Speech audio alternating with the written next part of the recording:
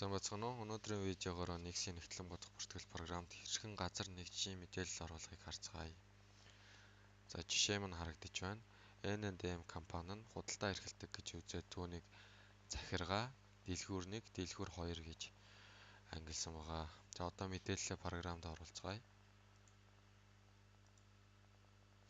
Тэгэхийн тулд дид системийн лавлах болон бүртгэлийн тохируулга руу ороод навигац самбарын газар нэгжүүд рүү орно.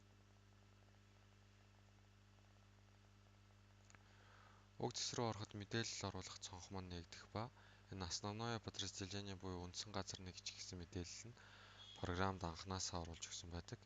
Энэ нэрийг захиргаа болгож өөрчлөе.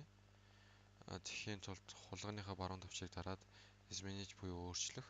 Эсвэл энэ дээдлийн айконы ногоон харандаатай хэлбэртэй айкон дээр дарахад цонх маань нэгдэн нэр гэсэн хэсэгт нэрийг өөрчлөө захиргаа гэж оруулаад хадгална.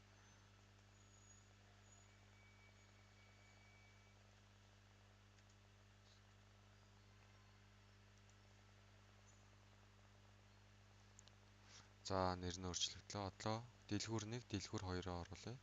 Тэгэхийн тулд хоосон зан дээр хулгайныхаа баруун тавчийг дараад создаж буй үүсгэхийг сонгоно.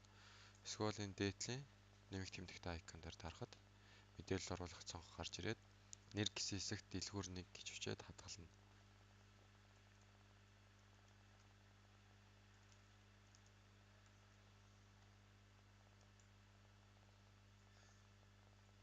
За дэлгүүр 1 маань бүртгэгдлээ. Одоо дэлгүүр 2-оо оруулъя. Төрөөнийхтэй мөн ижил хулгайныхаа баруун тавчийг дараад создаж буй үүсгэхийг сонгож болно. Эсвэл энэ айкон дээр дараад нэрийг бичиж оруулаад хадгална.